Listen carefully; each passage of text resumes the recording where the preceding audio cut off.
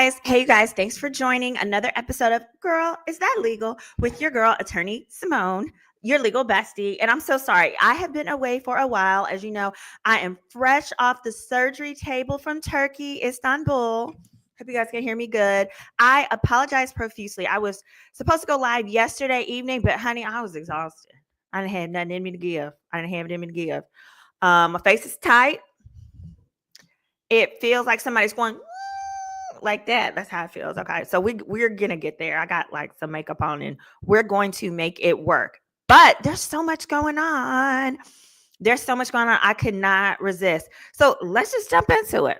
All right. We got a few things on the docket today. I have a few things that we're going to throw in there. I saved some things on social media that are legally based, but just goofy. All right. You know what? I think we should start with goofy. Let's start with goofy. In which case, here, give me one quick second. Let me pull up this little goofy story I see. I found it on Little Duval's page, so of course it was gonna be ridiculous. But here we go. This is about a woman. We're gonna watch this little clip. It's about a woman, who married somebody who didn't actually want to marry her. Here we go. We got the clip here. I'm about to pull it on up. There's so much on his page, child. Let's see. I might have to go back to it. Here we go. All right. So let me do the screen share so that you guys can make sure you see it. If you have not heard this story, it's absolutely ridiculous. And so multiple people have, there we go. I think it's this one. Multiple people have asked me my thoughts on it. And so I'm about to give it. Hold on, stop it right here. We're going to put the sound on. And all right, here we are. And I'm assuming this is true. We're gonna address it like this. Coffee, y'all cheer, because I have the best story time for you. He doesn't know we're married. So we've dated for about 2 years, and I decided I was ready to get married and settle down. About 3 years ago, he told me that he was saving up for a ring because he wanted to do a surprise proposal. Lo and behold, a few months passed and still no proposal. So I asked him when was he planning to do it, and he told me that he had simply changed his mind. Why would he buy the cow when he was getting the milk free? I felt like he scammed me, and I was done letting men scam me. He had me effed up. So I decided to take the matters into my own hands. I found a man on the internet who looked just like him, and while he was sleeping, I went ahead and took his ID and his birth certificate. I offered his lookalike, who happened to be pretty much homeless, $1,000 to come to the courthouse and marry me. I think she lied. We've been married for almost 2 years, and I've never been happier. I am moving and behaving like a wife in every sense. I've been cooking every day, washing laundry, and taking care of my husband. He has not complimented me many times on how amazing he has complimented me about how amazing I am and how well I perform my duties as his lady. On Valentine's Day this year, he decorated our room and he had the word wife written out in flowers. Yeah. I thought, how iconic. Little does he know I'm his wife. Iconic or My ironic? question is, how do I tell him we are officially married? Should I just hope that he changes his mind and eventually propose on his own? In other words, how do I tell him I committed a felony? But continue. And he sees how amazing I am. We are past the 1 year mark, so I no longer have to worry about an annulment, which is... Girl, you a damn lie. You can absolutely get an annulment because it's fraud, and it was intentional fraud. So even in states that have statute of limitations on annulments, where somebody does something stupid like this and goes to the whole internet and be like, hey guys, let me show you how I committed fraud. And I committed it throughout the statute of limitations, so now it doesn't apply. Sorry, sissy. Sorry, sister. There is something in the law that's called estoppel. Estoppel means you should be prevented from using the law, such as the statute of limitations law, to get away with this thing that you did that you knew good and well was unlawful. Let's keep hearing. Great. We went on vacation about a week after the ceremony, and for me, it was our honeymoon.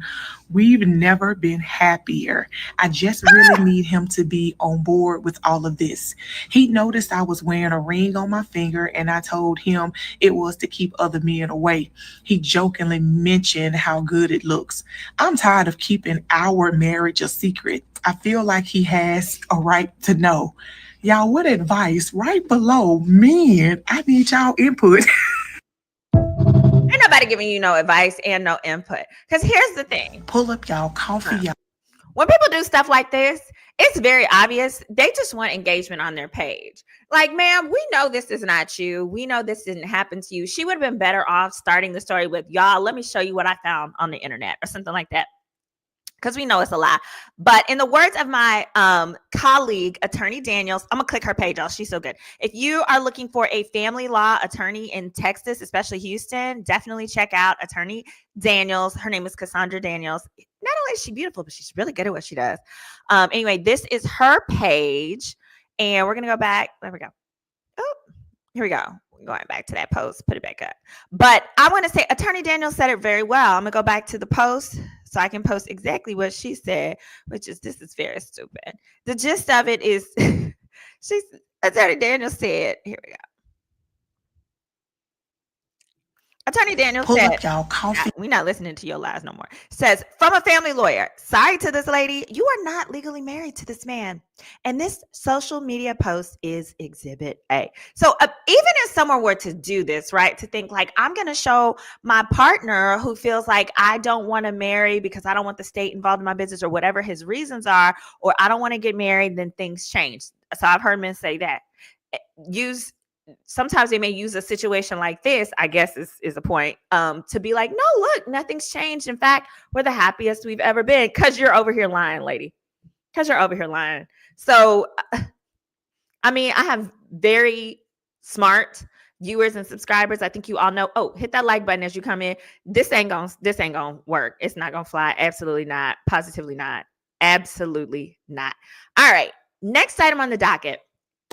Next on the docket is Big Meech's brother, Terry, co-founder of BMF, was recently pardoned by was given clemency by President Joe Biden. Now, I follow this page, which is called Say Cheese. A number of pages have posted. This particular page is saying that he has been pardoned by Biden. I just want to clarify for the audience. He was not pardoned. That's actually incorrect. So we don't want to use the word pardon. He was given clemency. And there's a big, big difference. Here's that difference. The difference is pardoning makes it like it never happened. Clemency merely says you don't have to do no more time. You got it? Clemency, you don't have to do no more time. Pardon never happened. And therefore, because it never happened, you don't have to suffer any of the penalties that being a former felon may provide. So, for example, as a former felon, there may be certain SBA loans that if you opened a business, you could not get. Back when PPP loans were happening, those were not available to anyone who had a felony within the past 5 years. Another thing is there are a lot of wills. Like if your grandma leaves you money in a will, for example, Luigi, I think his last name is Mangione, the guy who pow-powed the CEO of United Healthcare. Well, his grandmother apparently left $30 million to her heirs under the condition that if you are indicted or found guilty of a crime, that you cannot take under the will. Well, if Luigi were to get clemency, and that clemency be like, hey, you don't have to serve time even if you're found guilty or, the case is dropped. That's what clemency could do. He still couldn't take under Granny's will. But if he were pardoned, he could take under Granny's will because a pardon says, hey, never happened. Never happened. So just want to give you that clarity. So what you'll notice too is like back in 2009 when there was Bernie Madoff and these different guys that were part of Ponzi schemes and other financial crimes, what you'll see is a lot of them after their passing, their family would literally go to court and ask the court to dismiss the indictment or to pardon or erase whatever their criminal charges were, especially if they passed while everything was pending. The reason being is there are certain benefits that you can't get as a felon, and those heirs wanted that money to pass on. So, for example, if they were CEO of a company and they had a pending felony or were found guilty of a felony, that the provisions of being that CEO or that board member or whatever may say you can't get, if you pass away, you don't get the life insurance policy. If you were a felon, or if you committed a felony, if you were charged with any offenses, breach of fiduciary duty, any of that kind of stuff. So that's why they try to work around that.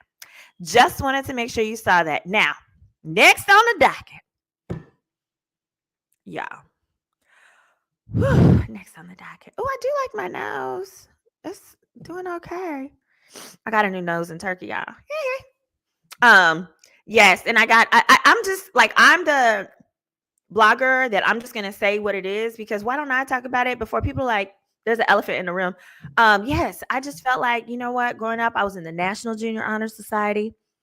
I was in the Honor Society. I used to go to the Scholastic Book Fair, read them books, Book It. Y'all remember Book It, Pizza Hut back in the day? You read all them books, then you get the little Pizza Hut pan pizza coupon. You know, I did all the things I was supposed to, so that when I grew up, I would be able to afford what I want. And I woke up and I was like, you guys, I want a new nose. And so I woke up and I bought me a nose. So, that's why I look like a stuffed cat right now, because I'm swollen. Anyway, y'all, I appreciate your subscribing. I'm gonna look like a stuffed cat for about the next 90 days, because that's how long it takes to heal. All right. Leslie said, that was the dumbest thing I've ever heard. Are you that thirsty? Oop!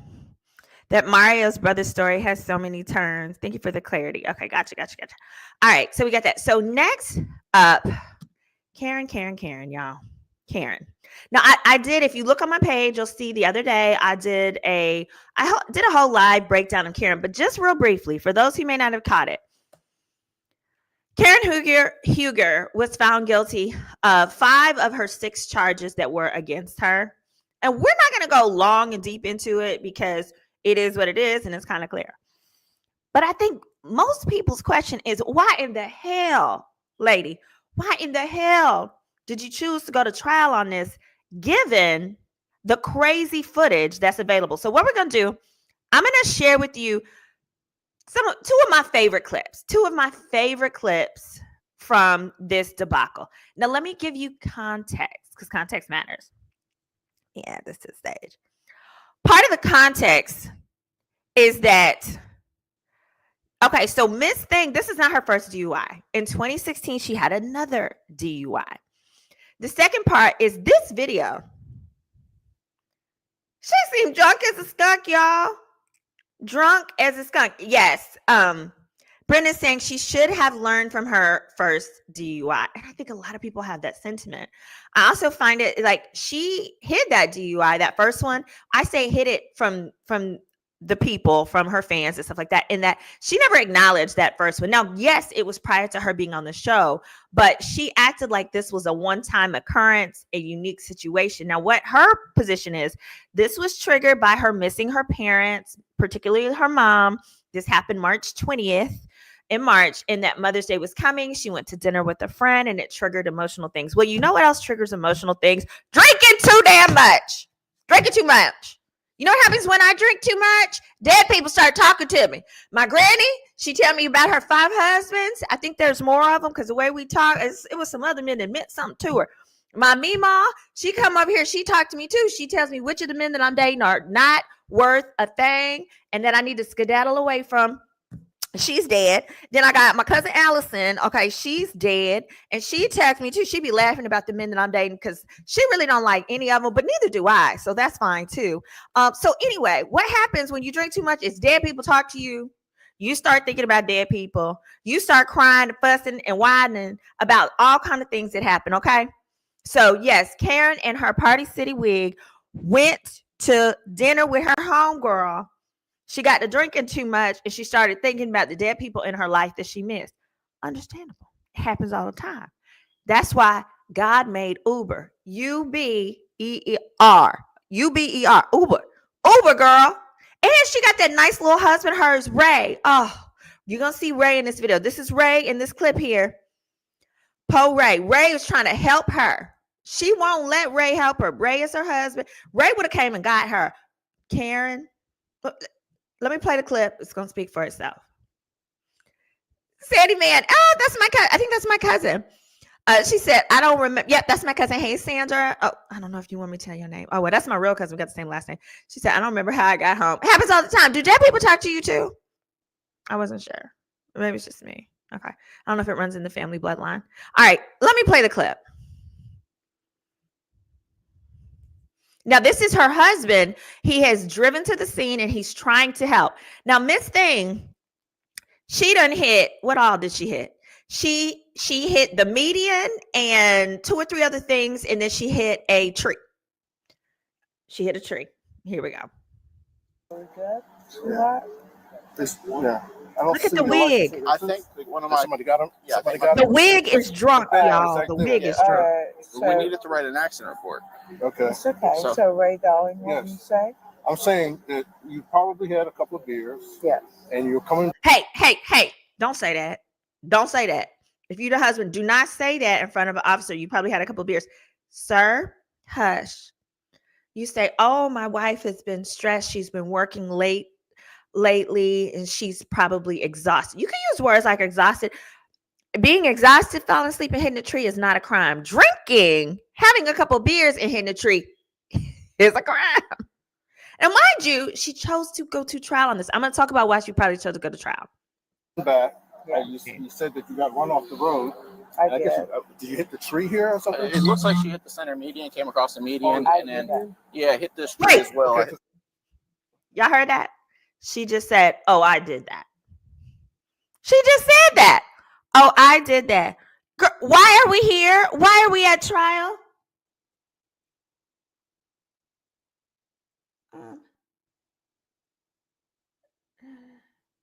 Yeah, she said, oh, I did that. I'm looking at the girl. We don't even need to be here. Oh, I did that. Here, let me scoot it back. See if y'all hear it too. Probably had a couple of beers Yes. and you're coming back. Yeah. You said that you got run off the road. I guess did. did you hit the Okay. tree here or something? It looks like she hit the center median, came across the median, I and did then that. yeah, hit this I tree did as well. that. Or one- Y'all heard that? I'm looking at the comments. I'm looking at the comments. Miss Thing and her wig the wig is speaking for her more than she could ever. Okay. That wig is loud. That wig is saying, rescue me. Rescue me from this drunk lady. That wig is giving Milky Way. Y'all remember Milky Way hair? I don't know if it still exists. Milky Way circa 2000 to 2005. Milky Way hair was our intro. Ours is in us Black women, our intro into extensions. Okay. The wig was stressed out. Absolutely, Timo. Oh, okay. Tisha saying I did that is more of a question. Here's the thing. If I'm a juror, if your question is, I did that, that means you don't remember. And the only way someone would not remember hitting a median and then hitting 2 other objects is if they're drunk. All right. Yeah. Elite Leo said too. That's how I understood it. Like, oh, did I do that? Like, but yeah, a regular driver, an alert driver would know if you hit a median and would know if you hit a tree and those things. Now, Karen is claiming that a car was coming towards her, that she tried to swerve to avoid that car, that's why she hit the median and so forth, and that car then drove away, and that in effect she wasn't able to like file a claim against the car, and that car was the cause of all of this. But I believe of the 6 charges, she was only found guilty of 5. She was not found guilty of the reckless driving. I believe that's because there wasn't enough evidence to show whether her version, the version where a car was coming at her so she swerved, whether or not that was true.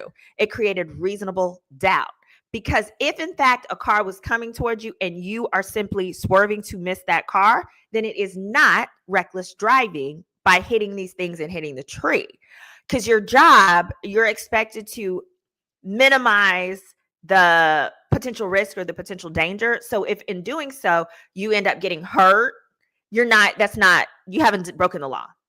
That's not considered reckless driving.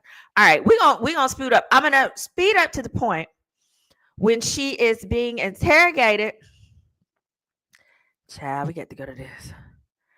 And then we'll be done with this. Y'all, I'm not going to stay on here forever. This is when she is in the interrogation room and she is talking with these people and she's giving them a piece of her mind. Here we go. Form from top to bottom. All right. After it's done, we'll discuss anything else. Okay. They're trying to get her to sign this form that says she's acknowledging that she's been read her rights type of thing. And she's like, no, even though she's already been given her rights and those other things. Also, that she's aware that she's being going to be charged with DUI. That's what the form is outlining. And she's like, no, I don't want to sign that. All I need you to do is follow along. Why don't we just skip to the end? I can't skip it, unfortunately. Okay. Advice of Rights, Maryland Transportation, Article 16-205.1.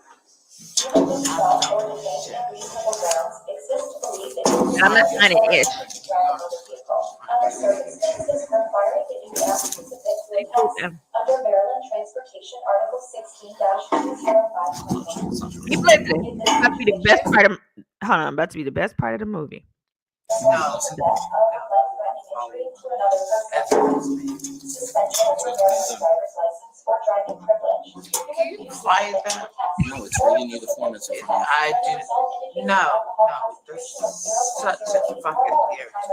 She said it's such an effing irritation because you know how when you're drunk and or you're about to start getting one of those drunk headaches, like anything noisy is like, oh, you're giving me a headache. You're driving me crazy. She's like, it's such an irritant. Mind you, what she's hearing are the instructions that she needs to be able to sign whatever the document is and move along.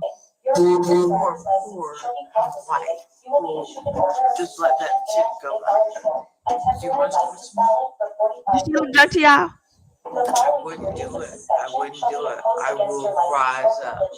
She's gonna rise up. I am who I am. So what do you want to ask me?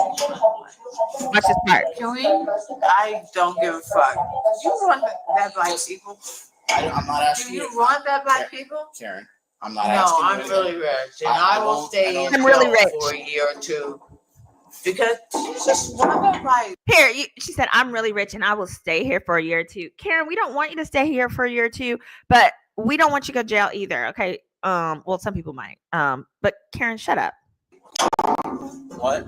Poor white, black, green people. You want that black people? It has nothing to do with any of that. Yeah, it All- does. It has everything. So It what's your actually has Topic point? zero white. to do with that. I don't So get to make I'm how sorry. this happens. All right, it's not you. Listen to this. I'm extremely Computer's gonna intelligent. read you. I am Thomas Jefferson's concubine. The computer's And gonna continue reading. She said, I am Thomas Jefferson's concubine. Just in case you were wondering. She said, treat her equally. Because she's got some of that lineage. Here you go. She It's said, not you. I'm sorry. I'm extremely Computer's gonna intelligent. read you. I am Thomas Jefferson's concubine. The computer's And gonna I continue reading the own half form. of the All I nation. need Your you to do point is is listen. what? and I own half of it. I am Thomas Jefferson's concubine and I own half of the nation. Your point is what? Ow! Oh, y'all saw my scars. It's fine. It's fine. It's fine. She said, I am Thomas Jefferson's concubine and I own half of the nation. Your point is what? Y'all. Ain't no way. Ain't no way I would have took this to trial. So in thinking about it, I was like, why in the world would she have gone to trial? Here's why. Because the only reason in this situation that I could see someone saying, let's take it to trial is because the best possible negotiated offer the state was offering her involved jail time. That's why. Otherwise, she would have taken the offer and done whatever level of probation it was. Because think about it. Probation means you never have to serve, right? But if the only offer is you going to jail, you're like, oh, no, I am Karen the Grand Dame. I am Karen Huger. I am not going to jail. Or if I have to go to jail, I'm going to go to jail after I have fought this tooth and nail to the end. So if I were her and that were the situation, I too would go ahead and say, we're going to have a trial because you guys will not put any level of probation or anything on the table. Because even by going to trial, right, and she was found guilty, there's still now a chance she could get probation. even though the state was not offering her that as an agreed upon sentence. So I hope that makes sense for you guys. Does that make sense? I love you guys. I miss you so much. Like, seriously, I really miss y'all. I can't believe, well, I couldn't really talk. My mouth didn't really work. I was a swollen cat. So anyway, I'm back now. But so that's the summary of Karen. So if anyone asks you like, yeah, that doesn't make sense. Listen, she was drunk. She was thinking about her dead mama and daddy, bless her heart. Now they didn't died about a number of years ago. They didn't died in 2017. And this happened in March of 2024. But it's okay. Nobody gives you a timeline for grieving. She did that. They did not offer her any kind of plea agreement that would be not include a jail sentence. And therefore now she was like, hey, let's fight it. They go to trial. She loses because she was drunk as a skunk. So now her hope is that when the judge and or jury sentence her, I haven't checked into whether for this county it's the jury that determines the sentence or the judge. Her hope is that it's going to be some form of probation. And I have to say, it's touch and go. You never know. But in a situation where this is not your first, but your second, if you get a certain type of judge, they're going to want to make an example of you because number one, it's your second DUI.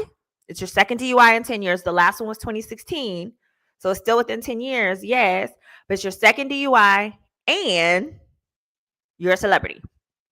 Thank you, whoever for MD saying we missed you. And you're a celebrity. So some judges want to make examples of celebrities. And then others are like, oh, we can't make her be in the county jail because as a celebrity, she could get whooped up on. They could knock her upside her head. That wig she got on, she's going to have to slap that off, come in here, take a picture. She's going to be really embarrassed. Oh, Delira. Baby, you said what I would have advised my client. She needs to go to rehab. If this were my client, and oh, by the way, hold on, as I jump into that, you can always book a consultation with me, okay? You can go to my website, which is SimoneRedwine.com. It's in my subject line, Simone with a Y, and book a consultation with me. They start at $149 for half an hour. I do these nationally, does not matter what state you are. You can also come here and go up to the homepage. And you can get my book, which is Background Checks 101, The Beginner's Guide to Determining Who the Heck You're Really Dealing With. I give you background check websites that I use, tips, tricks, everything from like how to use county records to pull to see if they actually own a home. You know how men like to be like, oh, I live with my mom. Do you? Or does your mama live with you? They'd be like, oh, my mama live with me. Does she? Or do you live with her? See, you can pull up the county records to see who owns that house. Is it his house or is it mama's house? Usually it's mama's house and he's over there. Anyway. Hold on, let me see it. There you go. So that was there, but let me pull that one down. But my point is this. She needs to go to rehab. If she were my client, what I would have said is when she called me initially to be like, hey, I just had a DUI. I'd be like, here's the thing. I'm sending you to Paradise Point. I'm sending you to Oasis. Any of those. They have some really, really nice ones in Vegas where you go and you stay for like 30 days. Because when you proactively, air quote, punish yourself and try to resolve the situation, a judge is way more likely to give you probation. In fact, I bet the state, the prosecutor would have offered her, be like, all right, if you finish 30 days of inpatient therapy, mind you now, Obamacare demands that it cover rehab. So if you have any loved ones that you feel like need it, good news is Obamacare will cover it. Message me. I can try to help you go that route because I use that. It worked. But you go first and they have nice ones. Baby, they got ones with swimming pools. One I went to, it had horses. They had equine therapy. You had to play with the little horses and all that kind of little stuff. Thank you, Obama. You get to do all that kind of good stuff. And then you get 30 days of just like figuring it out, right? Getting your life together. And then when you come home, they have outpatient where you do group therapy or whatever once a week. That's how I got into stand-up therapy. Because I was like, oh, no, this group therapy is like, it's for people with real problems. I don't even really have that much problems. I had like some daddy issues, but we fixed it. Daddy fixed it with me. We good. Love you, daddy. And I got tired of the group therapy stuff. So I was like, I'll just go to this comedy class because all these people are fucked up. And so we could just laugh about it together. Because I figured you can't laugh and cry at the same time, right? So why not laugh about my problems and cry about them? Anyhow, She should have did rehab. If she had done rehab, I believe she could have gotten through this a lot sooner. And rehab makes the most sense. Rehab makes the most sense for Karen Hooger, who this is her second offense, right? Get it together. Yeah. But we know the grand dame. And she probably was like, ew, I'm not going to do rehab. I'm not going over there with them regular people. Baby, where you was finna go, it was not about to be regular. Actually, I want to go back to rehab because people stress me out. Rehab is the only time you get 90 days to just focus on yourself, okay? With a swimming pool, some sunshine. Now, it really don't be no men in there. Well, they had men in there. But I'm not about to date nobody in there. It was this one guy, he had a crush on me, but he did crack. And his fingers were burnt. I guess, is this how you hold a crack pipe? Like this? Somebody tell me in the comments. I don't know. I've never seen a crack pipe in real life, so I know how to hold it. So he had like burns in his fingers. He was a nurse practitioner though, so he had the capacity to make 100, like, 6 figures. But I'm pretty sure his license was probably suspended or about to get suspended because he did something. But he smoked crack. And it was really cute because he was like flirting with me and everything. And he was like, oh, what are you here for? And I was like, Adderall. And I was like, and I said to him, I was like, what are you here for? And he was like, crack. And I was like, ugh, damn. Y'all know I got my auntie Joyce, and I love her. She's in heaven. I tell stories about her all the time. And she did crack. She ran away when she was 15. Oh, everybody says she's a little off. And I was like, oh, what happened with Auntie Joyce? And they were like, oh, she got into some bad crack when she was 15. And when she ran away. So I always was like, well, what happens if you do good crack? Apparently good crack is Adderall. So I guess I found out that answer. Go figure. Oh, God, my mom's going to message me and tell me to take this video down. Y'all enjoy this video while it's up because my parents are probably going to make me take it down. That's what I said, Alili. What is bad crack? I guess now there's bad weed. There's weed laced with stuff. There's like cocaine laced with fentanyl and different things like that. So I guess that's like what bad crack was. But she was really good. She was my first best friend in the whole world. I will never forget coming home from school. Because my granddaddy used to pick me. I was a kid actress and model. And my granddaddy used to pick me up from school and like take me to my auditions and then take me back over to Granny house. And one day I was bored and I was like, hold on. So my auntie, she probably got the mental capacity of like a 12-year-old. I was 10, 12. And I was like, she was like, how's your day? I was like, it's fine. I was like, I'm sad. She was like, why are you sad? I was like, cause everybody at school knows how to blow bubbles except for me. You remember Bubblicious bubble gum, right? And for whatever reason we had gum and I was like 5 and I couldn't blow bubbles. She was like, oh, you want to know how to blow a bubble? I was like, yeah. She said, ow, Auntie finna teach you. Come on, girl. She's like, okay, first you gotta go like this. Get the spit going in the back of your mouth. She's like, okay. And then once you do that, you got to go like this. You got to push the spit to the front of your mouth, okay? And then you got to go. And then, sorry, if you're listening to this, she showed me how to blow a spit bubble. It was not a bubblegum bubble. It was a spit bubble. Okay, I'm in kindergarten, and she taught me how to blow a spit bubble. So I'm just walking around Granny house like, oh, look what I can do. Look what I can do. Spit bubbles, right? And then my daddy come home to pick me up from Granny house. And he's like, how was your day? I was like, it was amazing. And then Auntie gonna be like, yeah, Rocky. That's my daddy's nickname. She was like, yeah, Rocky, look what your baby can do now. Look what I taught your baby how to do. And I was like, look, Daddy. And I bought the biggest spit bubble capable of a kindergartner. Okay, the biggest spit bubble.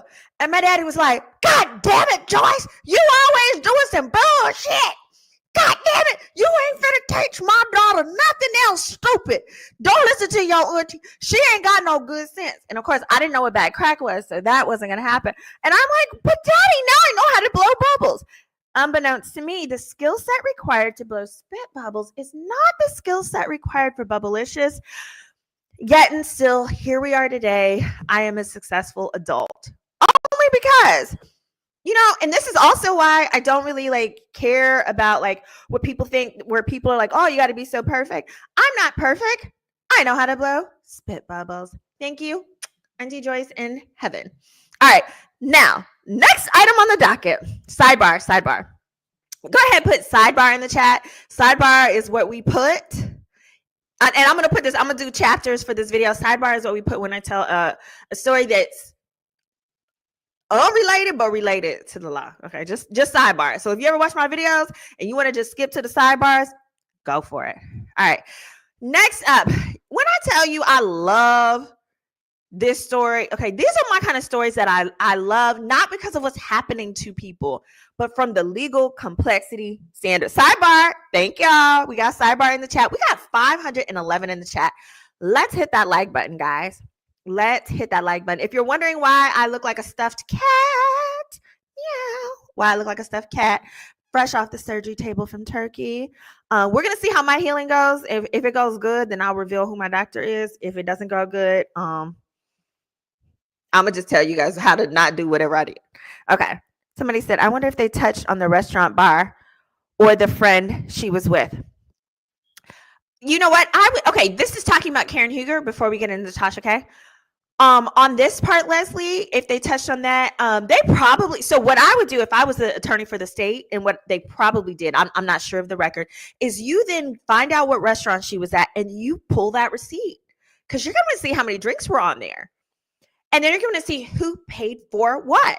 So if there's a receipt, right, and the two say, oh, we're going to split the bill, put this on my card, put this on my card. You know, frequently us ladies will go out with our friends and we'll say, I'll just split it down the middle.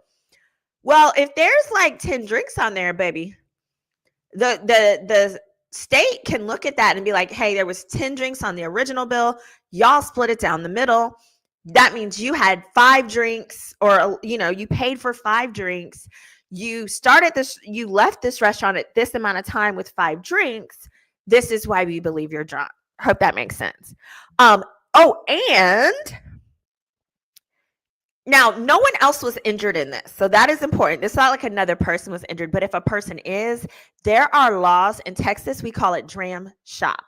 Now, every state except for Louisiana, because Louisiana, the Big Easy, New Orleans, where my people from, that state has no laws that will ever hold a bar or restaurant responsible if you get killed or hurt in a drunk driving accident. But other states, such as Texas, they have a law that says if a restaurant can tell that you probably are inebriated and gives you a drink, then they can be sued just like that person can be sued for hitting and hurting you in a drunk driving accident. So every state but Louisiana has that.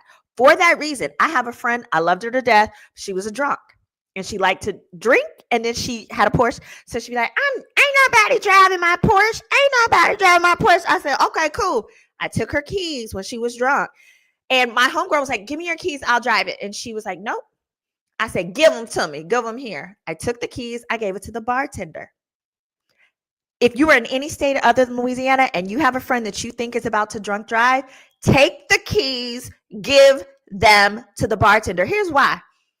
They now got to fight with the bartender, or basically the club, over whether or not that club is going to let your friend drunk drive. So at least then, if your friend gets the keys back and they go kill somebody, at least they family going to get $5 million. That's how I saw it. At least they're going to get $5 million. They're not about to walk away with nothing. And more likely, they're not going to get their keys back that day. The restaurant will likely hold their car if it's in valet and say, come back tomorrow when you're sober and we'll give you your keys. So that's just something to keep in mind. All right. Sorry, little tangent there. All right, now we're going to talk Tasha K's allegedly, according to TMZ. So next on the docket, Tasha K is allegedly hiding offshore assets, according to Tasha K. I'm going to read you and give you a summary of that incident. Hey, Tia, good to see you. And then we're going to break down why I'm nervous for Tasha K. Because the gist of it is this. I'm worried that if Tasha K doesn't stop hiding these assets, she could be facing criminal charges. She could be going to jail. Here's how. I'm going to read the article first. Hit that like, hit that share, y'all.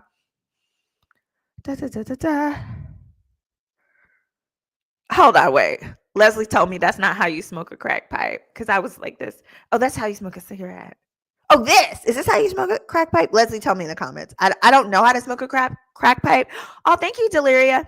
I don't know how to smoke a crack pipe. That technically is not a skill set that I feel like I hope to ever need, but I am curious at this point. All right, so TMZ is saying, Cardi B is saying Tasha K is hiding money offshore and that she's not bankrupt. As a result, Cardi B wants the judge to completely dismiss Tasha K's bankruptcy. That's proceeding. So it says Cardi B wants the millions that Tasha K owes her. It's over 4.5 million. With interest, that amount is likely around 6 million now because the interest rate is like 8%, something along that line. Now, mind you, you know what? I'm not really good at math, but even though I was a finance major, let me do 8% interest on 4 million. Let's find out what that is. Hold on. Okay.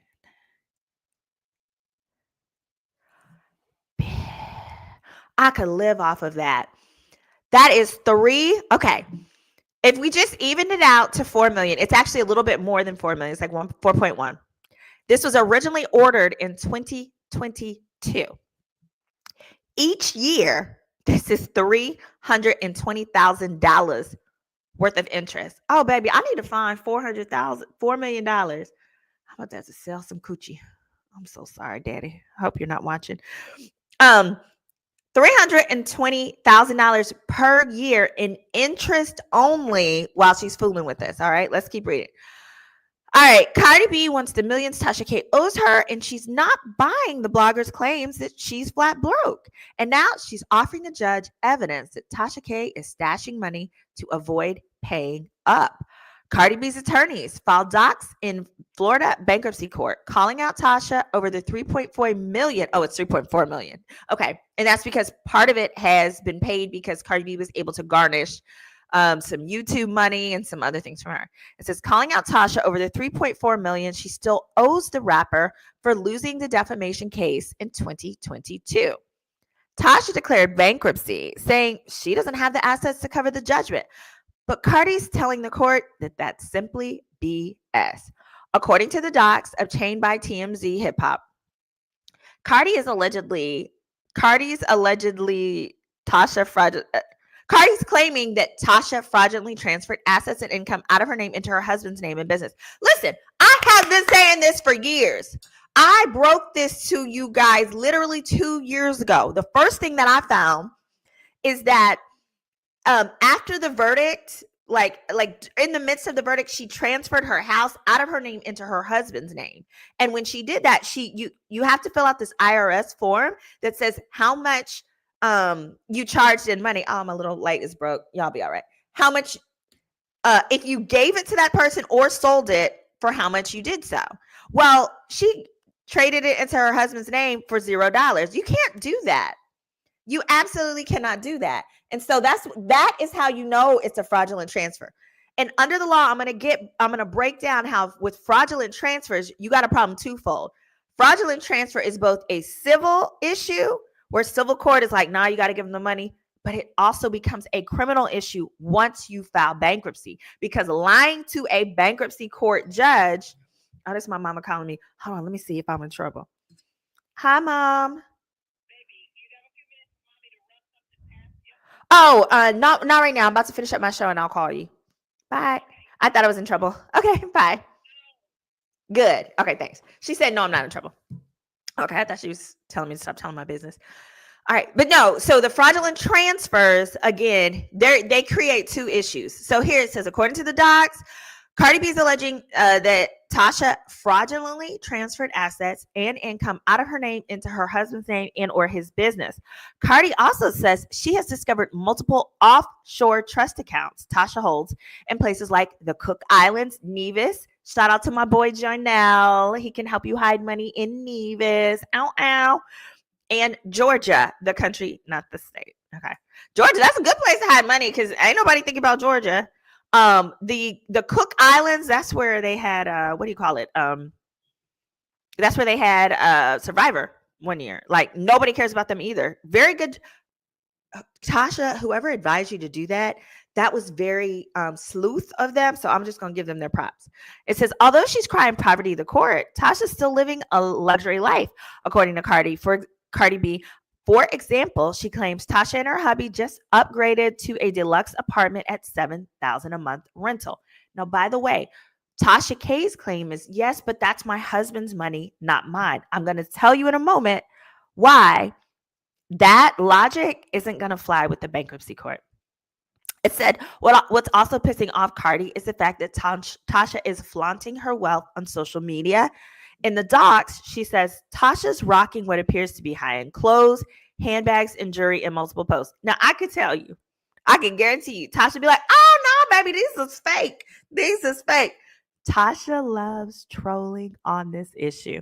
And it says, as we reported, Cardi filed and won a defamation suit against Tasha over salacious lies she repeatedly spewed on her show, such as calling Cardi a drug-abusing prostitute with STDs. Okay. Cardi is asking the judge to dismiss the bankruptcy case and block her from refiling for the next 2 years, during which time Cardi would certainly try to get the millions that she is owed. Now, my biggest concern, my worry for Tasha is as follows. You cannot hide money from Cardi B without also hiding it from the IRS. I want to say it again for the people in the back. You cannot hit that like button, y'all. You cannot hide money from Cardi B without also hiding it from the IRS. And I hope that makes sense to y'all. And that's because unless, no. I'm not saying hiding it from the IRS. What happens is by it being in your husband's name, her husband needs to pay. So if this was my client and my client was like, I'm doing this, I'd be like, girl, don't do it.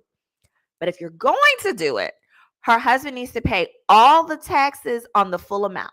Act like it's there, acts like it's his, and he pay all the taxes, okay? That's going to prevent, because at the end of the day, when it comes to husband and wife, the IRS overall likely, and I'm just saying likely because there's always a chance, likely won't care whether it's the husband or the wife that pays the taxes on whatever the issue is, right? But if I were her, I would file joint taxes with my hubby, say, oh, all of this is his, it's not mine, and make sure that all of the taxes are paid. Because what happens is people generally get in trouble by not paying their taxes. And then it becomes wire fraud and all that stuff. She better get her money out of Georgia. They might be having a civil war soon. Ooh, y'all are so smart. I love you guys. But here's the real issue. Even if her husband pays the taxes, if it becomes clear that she is defrauding the bankruptcy trustee, that's when it becomes a crime. It does not matter that she's like, but these things are in my husband's name. That's when it becomes a crime. Many people do not realize that Teresa Giudice, however you say it, from Real Housewives of Potomac. Remember when she went to jail, y'all? Let me take a sip. I need to give a moment. Turn up the volume if you watching this, listen to this in your car. Make sure you know this. So Teresa's husband went to prison for some type of, I made me drink, for some type of, it was like financial fraud involving mortgages and home building and stuff. People know that. And so many people, including myself, I initially thought that is what Teresa went to prison for too. No, ma'am. He went for that mortgage stuff. Teresa went for bankruptcy fraud. Teresa did exactly what Tasha K is doing right now. Right now. So Teresa filed for bankruptcy to try and prevent from having to be responsible for a lot of the stuff, a lot of like debts and stuff. And when she did, the bankruptcy court was like, hey, you're not listing all of your income. And she would be like, oh, no, that was my husband's income, or oh, no, this, or oh, no, that. In the end, the judge gave her 3 separate times. Yes, Arlene. Yes, that was Arlene Ely. Yeah, that's the whole thing. Yeah, I got a facelift, honey. That's why y'all didn't see me in a month, boo. It's okay. Love you, though. Teresa, yeah, the reason why she ended up going to jail is because she lied to the bankruptcy judge. The judge gave her 3 times to amend her documents and tell the truth. She left off some of the money that Real Housewives was paying her. She left off book sales money. And what happened was when all of that, the judge was like, look, I gave you 3 tries. You didn't do it. Now it's perjury. It's perjury. So what I anticipate is, so a lot of people are like, Cardi B needs to give up. She's not going to get her money. There are 2 main ways Cardi can get her money. Number 1 is she can continue to get orders that garnish the YouTube money. So how YouTube money works is you get your deposit the 21st of every month. She can get the court order for every month for however many months to come until she gets her millions. Whatever Tasha K's YouTube money is, when YouTube have it, they're not allowed to give it to Tosh. They have to cut it to Cardi's attorneys until all her money is paid. That's honestly one of the easiest ways for her to get some of the money, right? The other thing is when someone goes into bankruptcy and they can't afford all of it, you can force an auction. And I've been saying this for a while. What if, y'all, I want to hear your thoughts in the chat now. What if Cardi B were to go to the court and say, I want to demand an auction of Tasha K's YouTube channel and the YouTube channel name, whatever it is, Tasha K Live, whatever it is. Let me tell you something. And all of the subscribers, all of that data, because content and data are worth a lot. There are some companies, if they could pay an auction and pay money to take over Tasha K's channel, we'll do it in a minute. You know who I think would be the number 1 bidder? Cardi B, her goddamn self. I can see Cardi B paying $1 million just to make Tasha start up. No, listen, if Tasha had to start a new channel, she would have a new channel with 200,000 subscribers within a short amount of time. That's a good question. Y'all got some good questions in here. I'm gonna make sure I get to answer. So I'm saying, depending on how you want to work it, and I got a story coming up on Turkey Leg Hut. Turkey Leg Hut is a Houston restaurant that has just closed because the husband and wife been fighting due to their divorce. But the truth of the matter is, yeah, you go to divorce, but if that husband, and if you're going to repeat this, you better cite me, please. Cite your legal bestie. If that husband wants to go to the bankruptcy court and say, I want to sell your asset of the name Turkey Leg Hut, the name, the trademark, the husband could buy it and now call himself Turkey Leg Hut. You could do that. So Leslie is saying, aren't her and her husband one? They've commingled funds. Absolutely, a court could see that or could determine that. But wait, BRN Paul 12 says Tasha doesn't have anything to auction. Intellectual property can always be auctioned. You can auction a name of a website. You can, baby, it's a whole second market, not second market, it's an entire market where people sell domain names. You can auction the name of a YouTube page. People will buy a YouTube page for you. Yes, absolutely. Absolutely. So yes, when you say she doesn't have anything to auction, I think she would like people to believe that. Because some people have said, yeah, but the power in the Tasha K YouTube is it being Tasha K. Let the bidders decide. Because what happens when you file bankruptcy, the court and the trustee's responsibility is to get the most possible money for any assets that are in existence. So if people start, look, hey, if you are a new YouTuber, hit up the bankruptcy trustee in Tasha K's bankruptcy and say, hey, are you guys going to be having a sale of her YouTube channel or her domain name? Because I'm interested in buying. Let me scoot back with my little cat face. Let me scoot back. Do you know that bankruptcy trustee then has a responsibility and a demand to all creditors to look into whether or not they're going to host an auction of the website name, of the trademark, of the YouTube channel, and anything else of value. And when you think of value, of course, everybody thinks of cars and apartments. No, baby. She has developed what's called goodwill and intellectual property. Goodwill means the value of your name, Tasha K's name is huge. But again, if I was a smaller YouTuber, I mean, I am small. I ain't trying to start no stuff with Tasha. I got my own personal problems. But the bankruptcy trustee gets paid, right? And part of her job is to get the most money. So, baby, if you are interested, if enough people call that, not even enough. If like 5 people call that lady, it is public information. All you have to do is pull up the bankruptcy records. The trustee is listed in there. If you could Google, you could probably see the trustee's name. If enough people care what the trustee's name is, I could actually pull it for you. But you gotta hit that like and let me know below in the chat. That bankruptcy trustee would be like, let me see. There is no way. Lady Bell said, there's no way I would have risked that behind Cardi. Baby, Cardi B herself, I can see Cardi telling her homegirls, call this bankruptcy lady and make her. Cardi B would buy the YouTube channel. Now, mind you, I'm not saying Tasha K absolutely positively will start a new channel and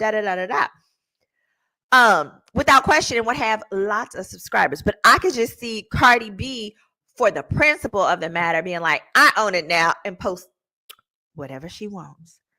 Thank you so much, Stacy. Did y'all know that? I don't know if anybody else has covered that. I had not seen that before, but that was the biggest thing. And then finally, oh girl, better be really careful. Tasha, be super careful, because again, like I said, the reason why Teresa Giudice went to prison is because Teresa was over here lying to the bankruptcy judge. Tasha, I like your content. Some of it is a little wild. I don't really know about all of that. But I can say that if you don't want to go to jail, stop with the hiding assets. Disclose what needs to be disclosed and continue from there. Now, we're going to conclude. Hold on. We're going to conclude with a little bit on Wendy Williams. I know it wasn't in the thumbnail, but we got to talk Wendy. Y'all want to talk Wendy? Let me see you in the chat. Put Wendy. Oh, okay. What is Tasha K's end game? Actually, that's an excellent question. Before I get into Wendy Williams, let me say this. Here's what I think really happened. I think that when Tasha was going through this whole experience, once she realized that she wasn't going to win at trial, she likely said, F it, I'll just file bankruptcy. Most people believe and or have seen where people file bankruptcy to avoid judgments. But here's why that didn't work in this instance. It did not work in this case. It's not because of the hiding assets, allegedly. It's because it didn't work in this case because of the fact that, and let me switch it. Because of the fact that Tasha K was that Cardi B was awarded punitive damages. When you receive punitive damages, it means that person's conduct was deliberate.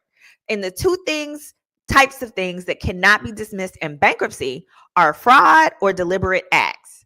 In other words, you should not be able to deliberately lie on me on purpose, knowing good full and well, and then go to a bankruptcy court and be like, sake of light, guys, I can't afford it. Dismiss my case.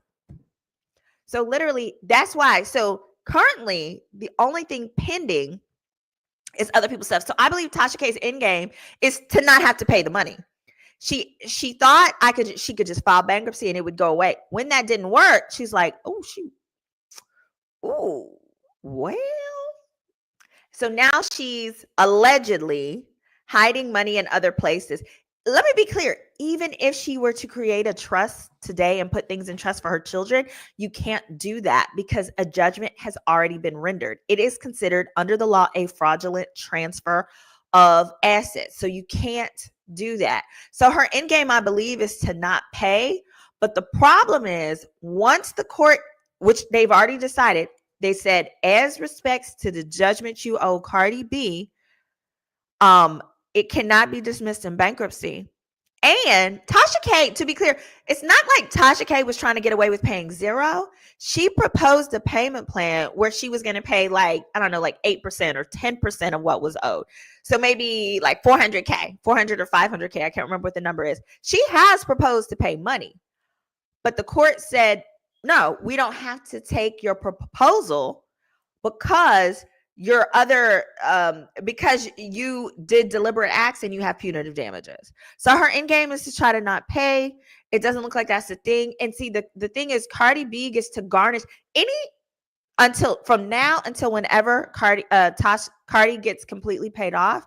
Any bank account Tasha opens in America will get seized. If she opens one with her kid's name on it, it will still get seized. You cannot put someone else on it. Like, so Tasha K cannot have an American bank account until this gets paid.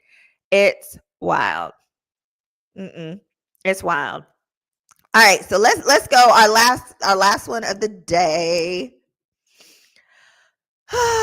Wendy. So many people. We miss Wendy. I'm gonna have to say, y'all, Wendy Williams. The last item on the docket today is Wendy Williams. We miss Wendy now more than ever. Why? Because of all of the craziness with Diddy, the case that came out against Jay-Z.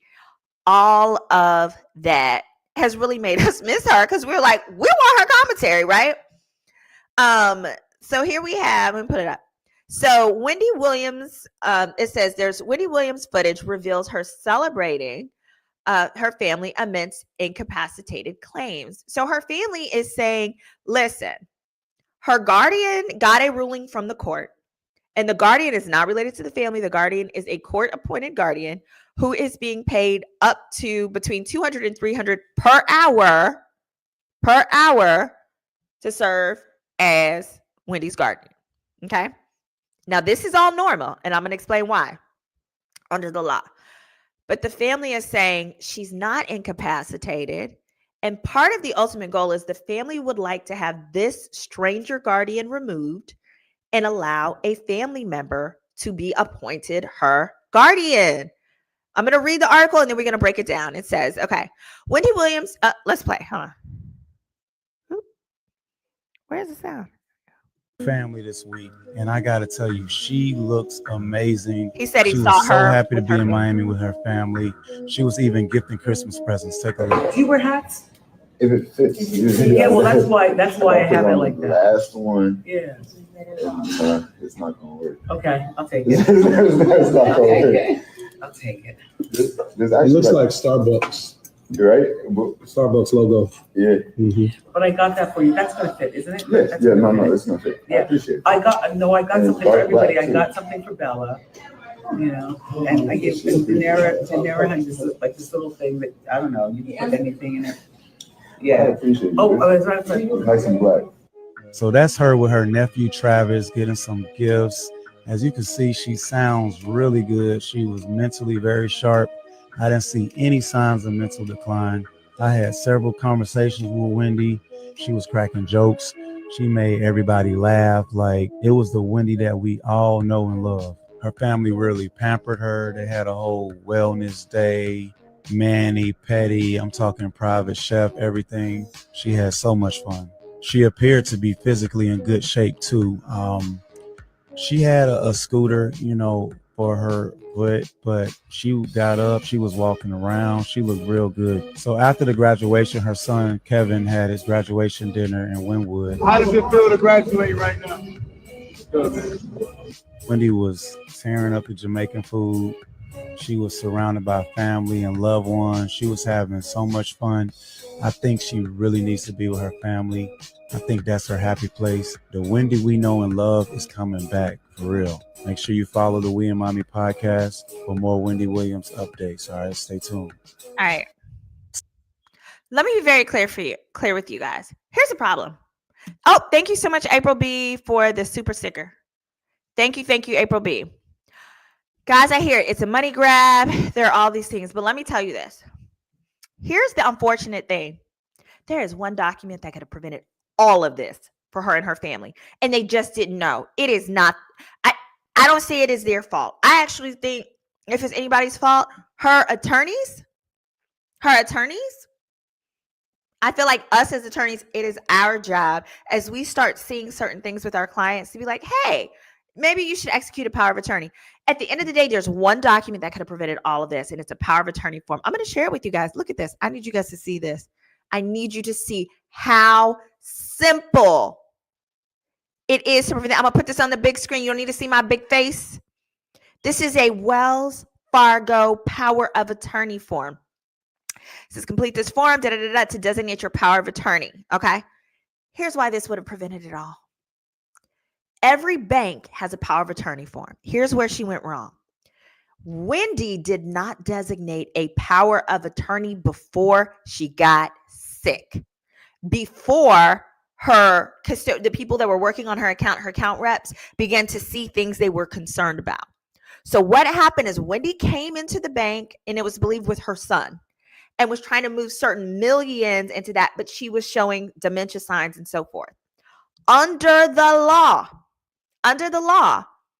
her financial rep, whoever takes care of her account, is responsible to say, "Ooh, this don't look right." Because if they allow some money to be moved, and let's say she was they knew she had gotten divorced. So her ex-husband was saying, "I came up there and for the last 10 years, we had been using the same Wells Fargo rep at the same bank. But then all of a sudden, this person wasn't letting me come with Wendy and move the money and do the things that I had usually done." You bet they hadn't, because you're divorced now because you went out there and got somebody pregnant. Little stupid fool. Little stupid. See, people don't talk about that part of the fact pattern. Wendy went in there and was trying to do certain money moves that were against her own interest.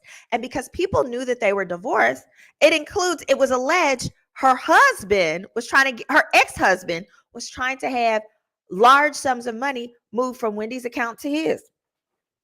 Oh, baby, if I'm not okay, and my husband of however many years got some lady pregnant and we're not married no more, and you don't think I'm okay, call the law. Call the law before you let me give this man $1 million, because I will burn this fucking down myself. I will burn this place down myself. So what happened is she came in there trying to make certain money moves, and they're like, "Oh, this doesn't look right." So then she came in there with the completed power of attorney form and her son saying, "Oh, here's my power of attorney. My son's my power of attorney. Allow him to do whatever it is you wouldn't let me do on my own." It's too late then. You have to designate your power of attorney while you're okay. You have to do it while you're okay. No, so the guardian was not hired by the bank. The guardian was hired by the court and the judge. So what happens is each court will have a list. They have it's like an appointment wheel, in the same way that you can have public defenders appointed to your case. So there's a list of people that are qualified. And let me get to the bottom of it. Here's why her son could not be the guardian. Her son would not qualify. In order to be a guardian in a court case like this, in a guardianship case like this, you have to be able to be licensed, insured, and bonded. Now, it doesn't mean you have to be a financial person previously, but her son at the time was a freshman in college, and he was 18 or 19. Nobody would insure, license, and bond him. The guardian that is currently in place is licensed, insured, and bonded. What that means is if that guardian does some F-shit, and messes with Wendy's money, her family can file a lawsuit against that current guardian that's in place. But if you have a guardian in place that's not insured, licensed, and bonded, because what you do is you file a claim against the insurance company. If they're not licensed, insured, and bonded, she is screwed. So while we may not like this lady, we may not like this stranger, and no, Black people, we do not trust when the government appoints nobody to do nothing for us. Understandably, because we have a history of being taken advantage of.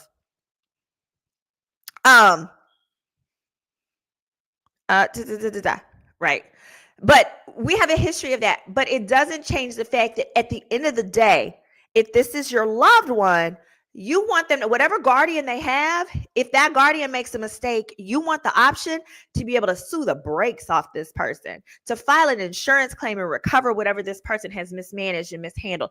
You get that with the current guardian. You would not have that with the son. So I hope that helps. I'm gonna read some of the comments as well, because you guys are rolling with it. I believe they said the son was misappropriating funds. So one of the things was the son had $100,000 Uber Eats bill. So they were when they were presenting reasons why the son could not serve as a legitimate guardian, they were look at his $100,000 Uber Eats bill. Now the son's position is, wait, half this was my mama. because my mom likes to eat out. My mom likes to be fancy, and she was wanting me to order stuff. And I believe that both of those are true. I absolutely believe that you cannot, as a, 19-year-old college student, you're not going to need $100,000 for food. He was clearly ordering food for other people. But the bigger problem in the eyes of the law is this. The fact that you couldn't tell your mama no means you can't be no guardian, baby. You can't be the guardian. A guardian has to be able to tell the designee, to tell the incapacitated person, that's what she would be considered under the law. No. You have to say, no, mama. We ate out this day, this day, this day, this day, this week. We eating leftovers today. Because if I don't say no to you, mama, all your money finna be gone. Yes, Creole Fontenot. Sorry, you hear my accent coming out, like when I think of my family. No, you does that make sense? As a guardian has to be able to tell the incapacitated person no. So while I understand why the son was trying to say, no, it's not me. It's my mama who had these charges. It's my mama who wanted these things. Sweetie pie, I'm sorry to inform you, but the fact that you can't control your mother, or you're not able to say no and make financial decisions in the best interest of mommy, says you're not quite ready to be the guardian. Now, I heard that recently he graduated from college. That's also a big thing. Here's the thing. Nobody is going to insure that man. At the time, it was over a $10 million estate. And you were, at the time, he was a college dropout. Everybody knows a college degree does not make you brilliant. We all know that. But when you have no financial experience and $100,000 Uber Eats bill, it's going to make people look crazy at you. And more than that, it's going to make the insurance companies that are then, that you need to go to get licensed and bonded say, oh, hell no. This little boy ain't got no good sense. Yeah.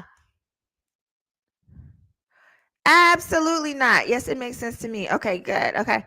Can the guardianship be reversed? It absolutely can. So now that's why I'm glad I'm reading your questions. We got to get into this. So what I have on the screen, y'all, is I've said this is the one document that can prevent this. Please, over the holidays, when you're spending time with your loved ones, if you have an elderly parent, whatever, please have them complete this. What this is a free power of attorney. Every major bank has them. If she would have completed this before she got sick and wrote down like her sister's name, she would have been good to go. The problem is she didn't do one of these until she was sick, and she put her son's name. And because it's already been determined or alleged that you don't have capacity, the proper intellectual capacity, then you cannot designate anything for anything. Like, you ain't got no good sense, is what they determined. So therefore, they cannot revert to you. So can the guardian be reversed or changed? Here's the thing. Her relatives, she comes from a very well-educated family. I would say all her siblings are degreed, have at least one degree. In the documentary that I watched, she has a sister who is ready, willing, and able to serve as her guardian. Here's the problem. The truth is, Wendy told the court she didn't want that lady to be her guardian. So y'all got a good family member who is educated, experienced, had a high, I think she's retired now, but she had a 6-figure income, owned property, had real estate, had all of the things. All of these go to whether or not you'd be a good guardian, right? Because when you have your own stuff, you're not over here trying to use Wendy's stuff. She has a house, she has a car, she had vacation properties over in, the Jersey beaches in Jersey and all of that stuff. But here's the problem.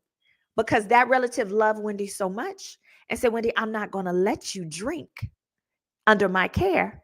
Wendy told the court, I don't want her. I don't want her. So Wendy is under a guardianship because Wendy defeated every attempt to date that her family has made to change the guardianship into her family. So so we got to talk about it like it is. We got to talk about it. We got to talk about it like it is. Do a background check. Yes. That makes sense how we got here. Yeah. Yeah, my face is swollen. I got a facelift. Yes, you just roll to the back. Yes, all of that is true. That's the problem. Wendy has all of this started because Wendy's drinking problem, including her dementia diagnosis, came about. The dementia diagnosis is it's alcohol-induced dementia. And then Wendy's own sister, it was either sister or sister-in-law, I can't remember, said, I'll be her guardian. But if I'm her guardian, I'm not letting her drink because I love her and I do not wish for her to die. And Wendy said, if she's going to be my guardian, she's not going to let me drink. I don't want her. If you look at the documentary, and I'm sorry I don't have the tape queued up. I don't want to play that cue because then they're going to copyright strike my whole video. So then Wendy said, I don't want her. Exact H2O. That's her doing. Okay, but to be fair, Wendy is slowly declining. She is. So here's the thing. The way dementia works is you have lucid intervals is what they're called. You have periods where you're doing really fine, and then you have periods when you're not. Okay, so what we may have seen in the clip that was played before, those are periods when she's doing good. But also doing good socially with your family is not the same as being able to manage your own money. I would like to think that most people can understand Wendy can't manage, and let's say now it went from 10 million, now it's only 5. Wendy, whatever she is today, doesn't have the mental capacity to manage the 5 million that she has. Now, whether her son, who's now graduated college, can do so, that might be the case. So that might be the motion that needs to proceed, is a motion to change the guardianship from the current stranger lady to a family member. But if I represented the family, what I would do within the family is I would come up with 2 or 3 family members that and have every one of them go get a quote to get insured, licensed, and bonded as a guardian. Have each of them do that. That means you pass the background checks. You've done all of those things.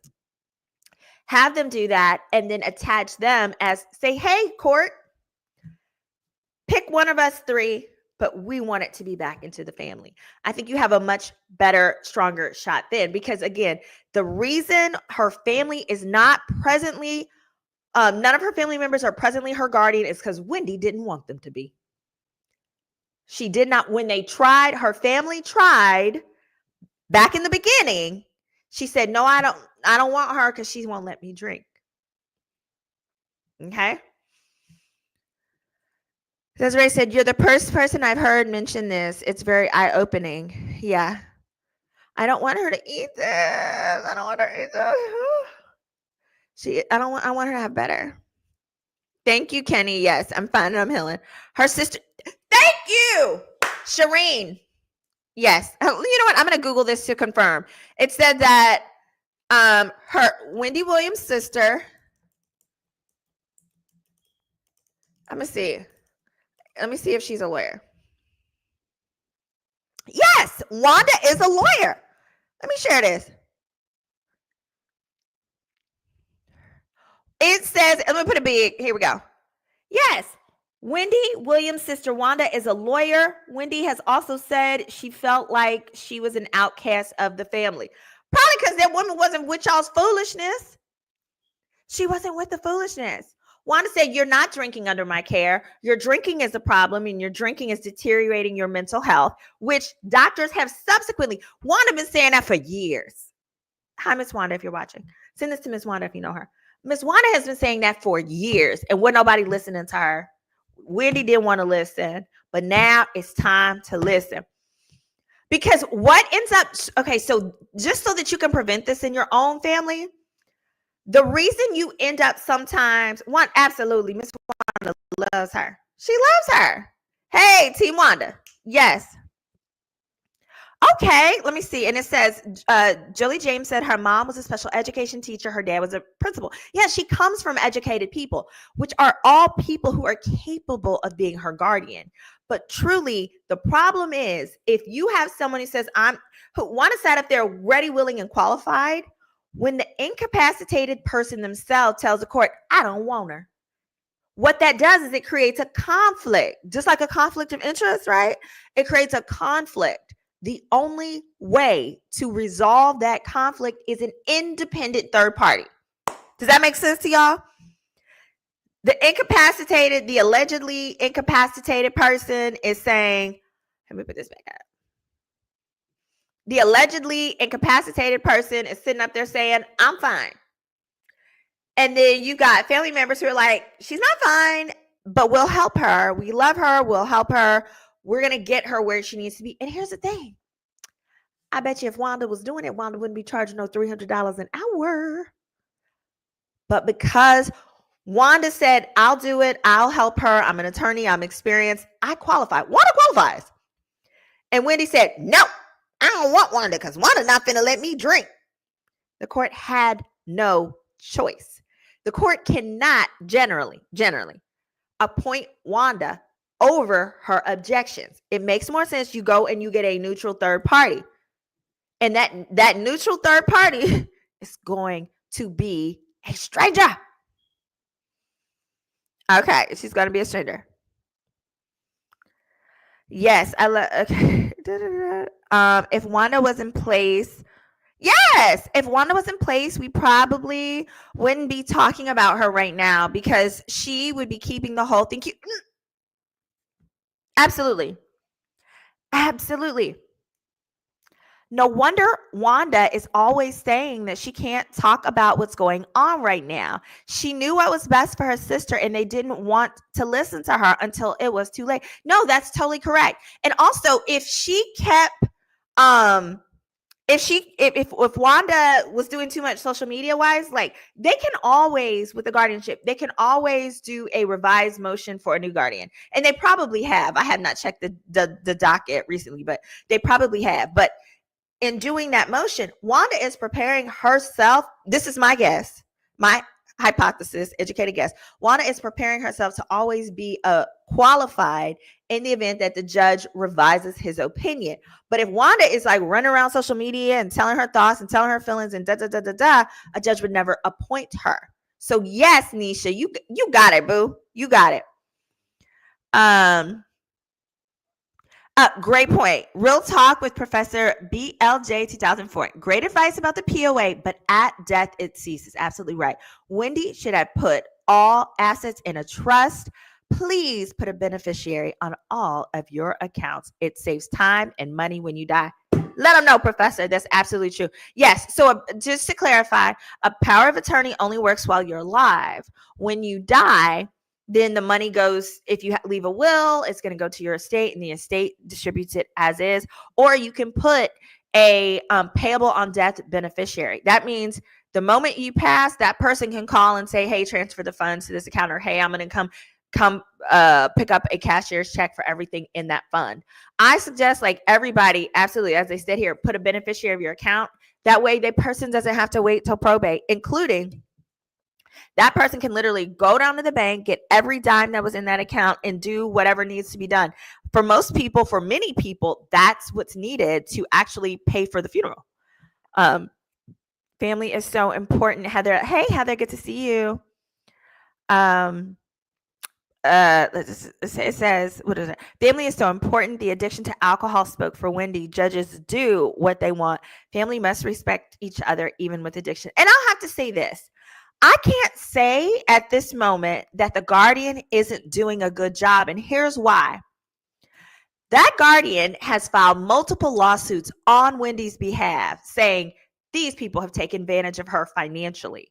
And that's what the guardian is supposed to do. Specifically, one of them was saying that Lifetime, the contract that Lifetime signed with her, that they underpaid her and that they owe her money. That's what you want a guardian to do. Now, I'm not saying Wanda couldn't have done that same doggone thing, and Wanda would, and she would have. But I am saying that proactive. Now, if this guardian was sitting up there not filing lawsuits, letting people treat Wendy any type of way, but putting her on an Uber Eats budget as kind of her only active conduct, then I would say absolutely not. That's like, it sounds like she's defunct. But this particular guardian has been actively working Oh, you could put a no, actively working on that account. It says, and Kenny says, and put a no contest clause in your will. My family learned that the hard way. Oh, love you, Kenny. Good to see you. So I hope you guys enjoyed the live. I'm going to be a lot more consistent now that I'm back. I'm back from my surgery. So yes, that's why I'm swollen and we're good to go. Hit that like, share this, and hit the subscribe. I'm going to add some chapters so y'all can skip to the sections that you want. I'll probably repost this Wendy Williams one because there was a lot of little tips and tricks in there that many don't know about. And remember, don't forget, I'm attorney Simone Redwine. You can always book a consultation with me. You can get my book here, Background Checks 101 at SimoneRedwine.com, or on the same website for $149 for 30 minutes. You can book a consultation with me. Take care. Whoop.